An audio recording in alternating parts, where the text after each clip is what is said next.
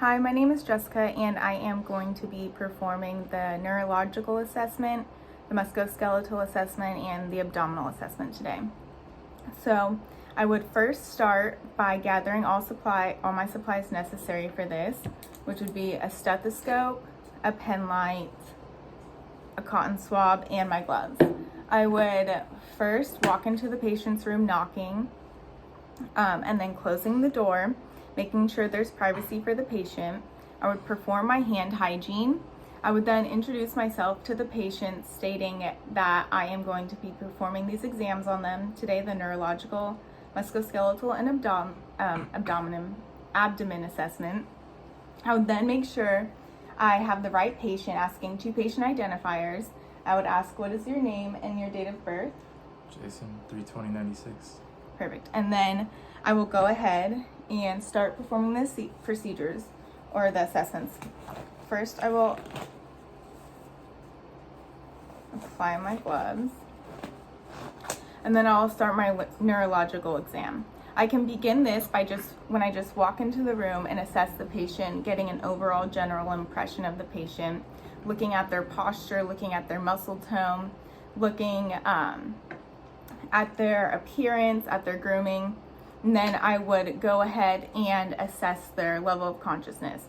So I can do this when I walk into the room by seeing if a patient is looking at me spontaneously, if I have to alert the patient verbally by talking to them, if I have to give the patient a sort of painful stimulus to alert the patient, or if they're just not alert at all. And then I would go into their orientation, assessing or asking the patient do you know your name? Or what is your name? Jason. I would ask them where they are. Do you know where you're at? Home. Or the hospital in this case. Hospital. And then I would ask them if they know the date or the time. So do you know what date it is today? It's the 4th. Perfect. And then I would ask them the events that brought them to the hospital. As I'm doing this, I can also assess the patient's GCS score. So this would be assessing their or scoring their verbal activity, which would be eyes opening spontaneously, eyes opening to verbal, eyes opening to a painful stimulus, or no response at all. Then I would assess the patient's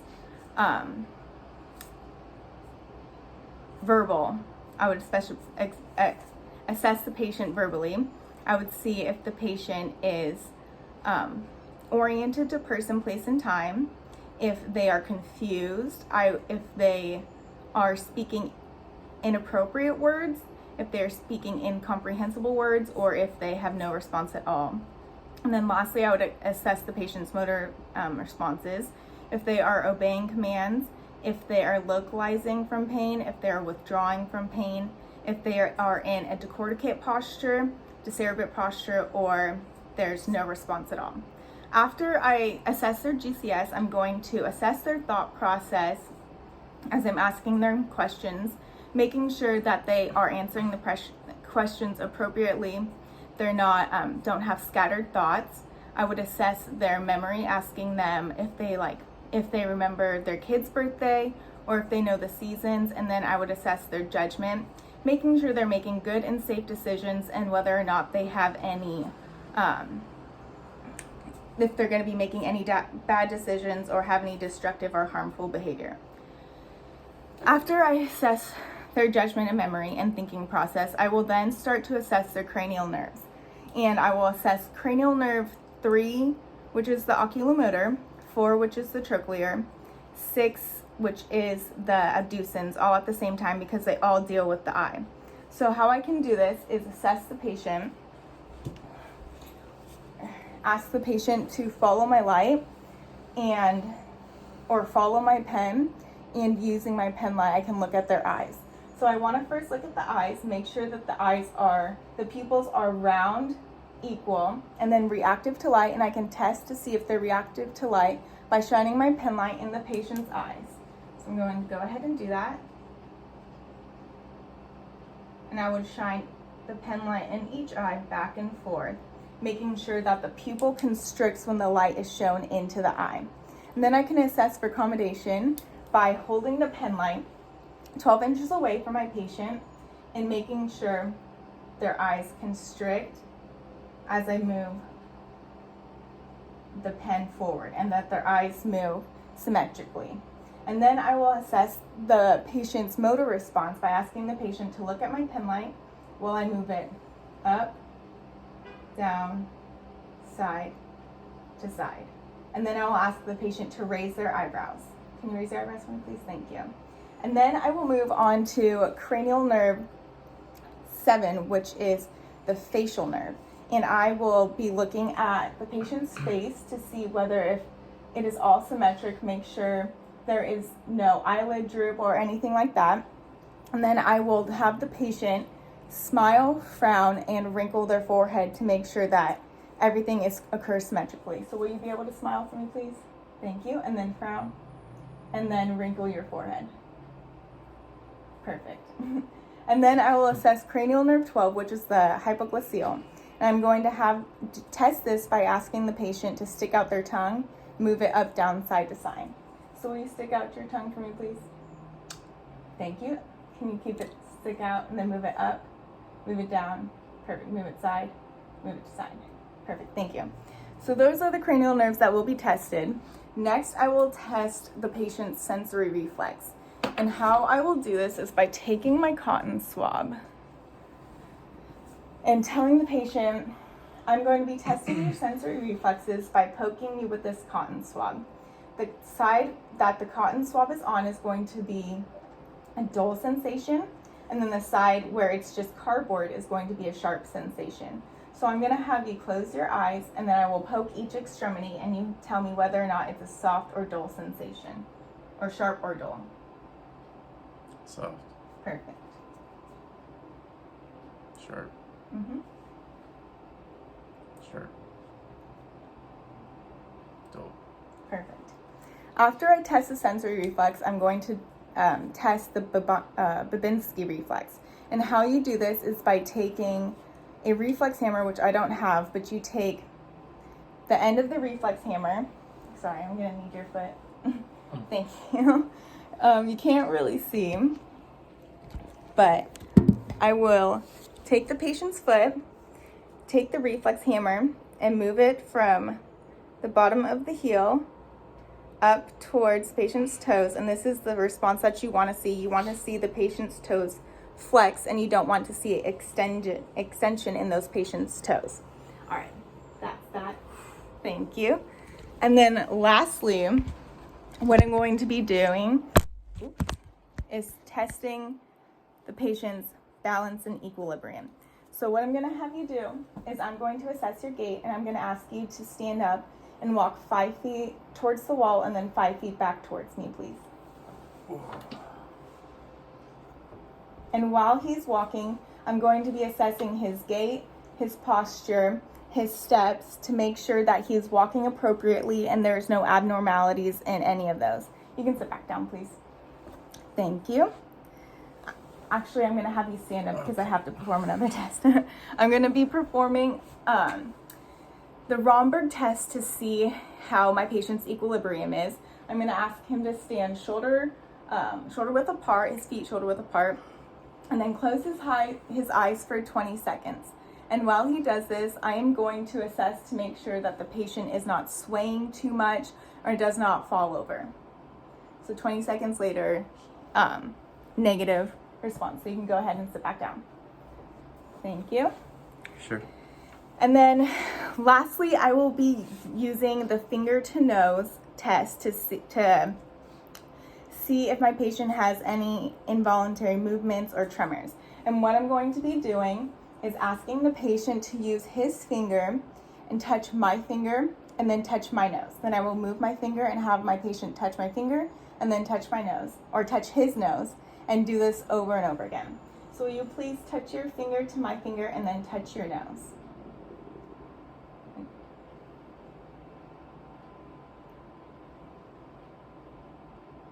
Perfect. And then that is all I will be doing for the neurological exam.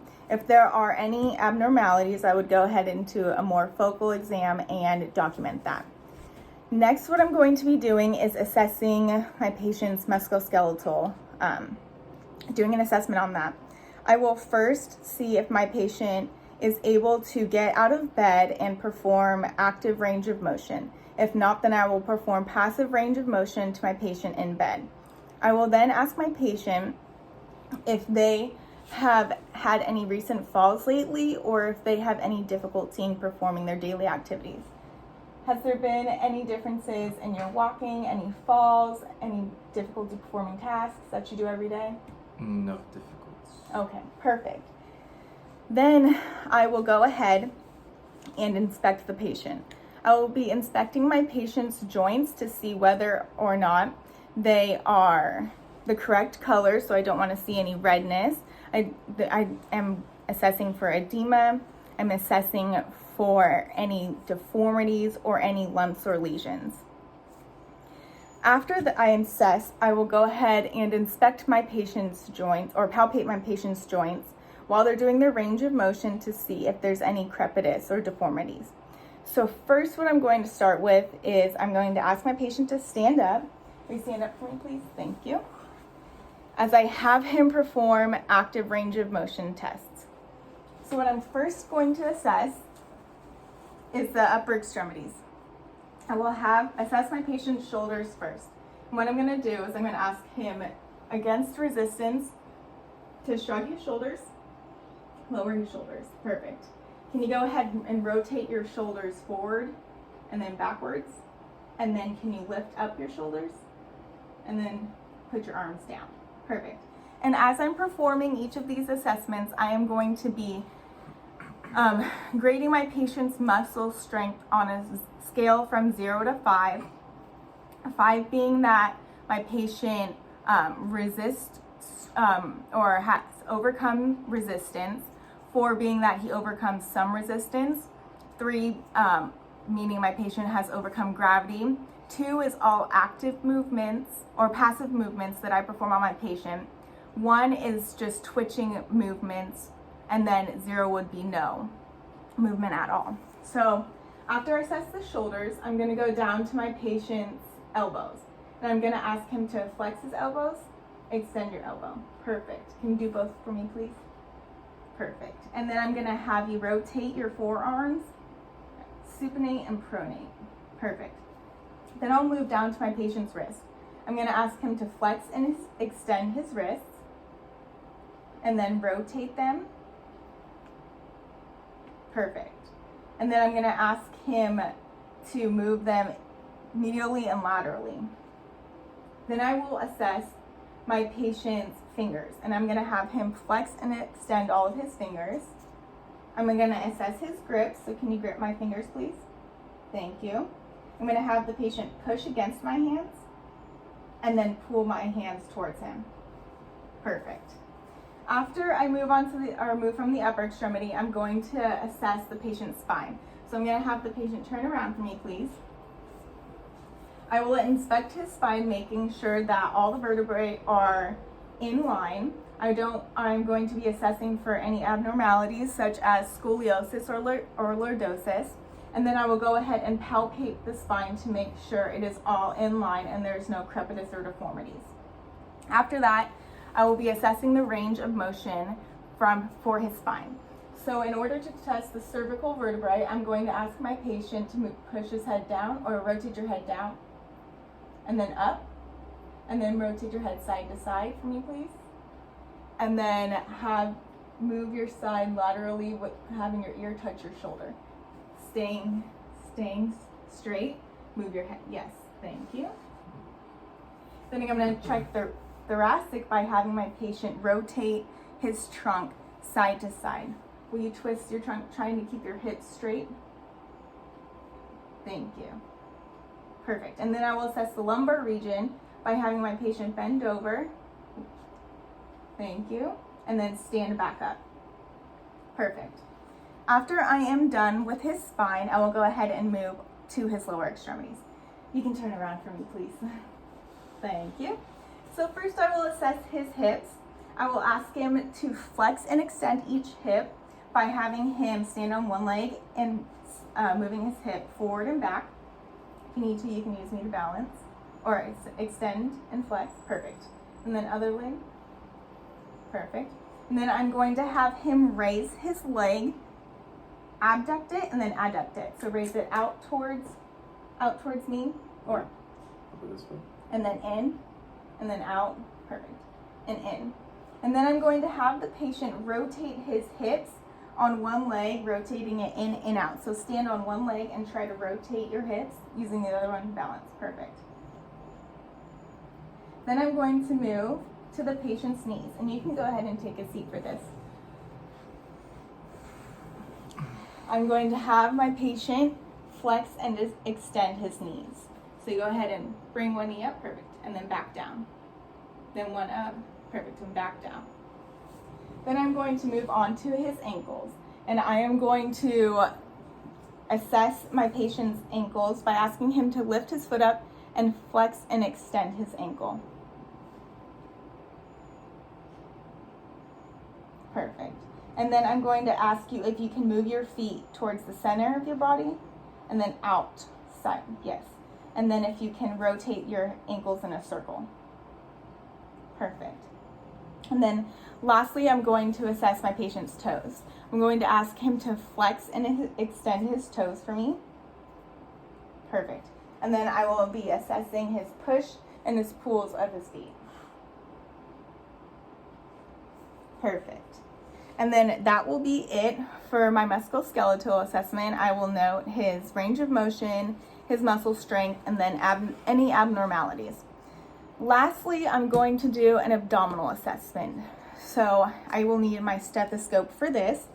I'm first going to assess my patient's abdomen. So I won't have him lift up his shirt, but if I would inspect the patient's color. I would see whether it's symmetrical. I would look for any dissension or to see if his stomach is flat. I would make sure to look or see if it's scaphoid or not. I would look at his umbilicus to make sure it's not protruding. I would look for any pulsations, hernias, or lumps. And then I will go ahead and auscultate my patient's abdomen. So I'm gonna have you lean back for me, please. Make sure that they can see, okay. And for auscultation, I will be starting in the right lower quadrant. And I will be listening to see if there are bowel sounds, which should occur 5 to 30 times a minute. I will be listening to see if there's any hyperactive sounds or any hypoactive sounds. If there's any hypoactive or absent sounds, I will listen in each quadrant for 5 minutes. Then I will be rotating from the right lower quadrant clockwise, moving to the right upper quadrant, left upper quadrant, and then left lower quadrant. And I will be using the diaphragm of my stethoscope for this. I will also ask to see if the patient has any abdominal pain. So first I will auscultate. I'm going to lift up your shirt, okay? Thank you.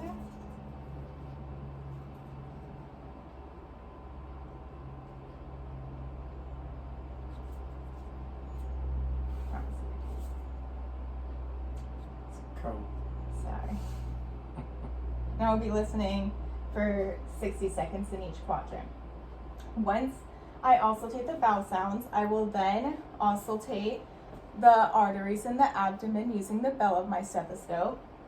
I will start by auscultating the aorta, which is located midline, right below the xiphoid process, and I want to be listening for bruits. So I will start at the aorta.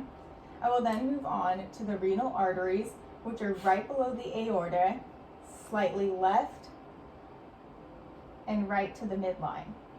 After that, I will assess the patient's iliac arteries. These are located just a couple inches below the umbilicus, just to the right and left of the midline. And then lastly, I will also take the patient's femoral arteries, which are located in the groin, right and left groin. And then I will note any abnormalities from that. Lastly, I will be palpating the patient's abdomen. And how I will do this is by placing one hand over the other making sure not to palpate any region where pain may be at. So I'll place one hand over the other, and I will be palpating, doing a light palpation at first, which is a depth about 2 centimeters. And I will be starting by applying pressure from the bottom of my hand towards my fingers, making a sort of rolling motion. And what I'm doing this, I'm just making sure that the abdomen is soft and that there's no pain or rigidity. I will start with the right lower quadrant, and after I perform light palpation, I will then perform deep palpation, and this will be a 4 to 5 centimeter depth. And what I'm doing is I'm feeling for masses, lumps, or tenderness. So I'll go from the right lower quadrant, right upper quadrant, left upper quadrant, left lower quadrant. And you want to make sure that when you are palpating, you do not want to drag your fingers across. You want to lift and move. And then lastly, I can assess for hernias while my patient is still supine. I can ask him to raise his neck up a little bit, assessing his abdomen, seeing if there's any lumps that pop up, indicating the presence of a hernia. After that, I will document any abnormalities and perform a more focal assessment from then. I will then go ahead, doff my gloves, and wash my hands and exit the patient's room. Thank you.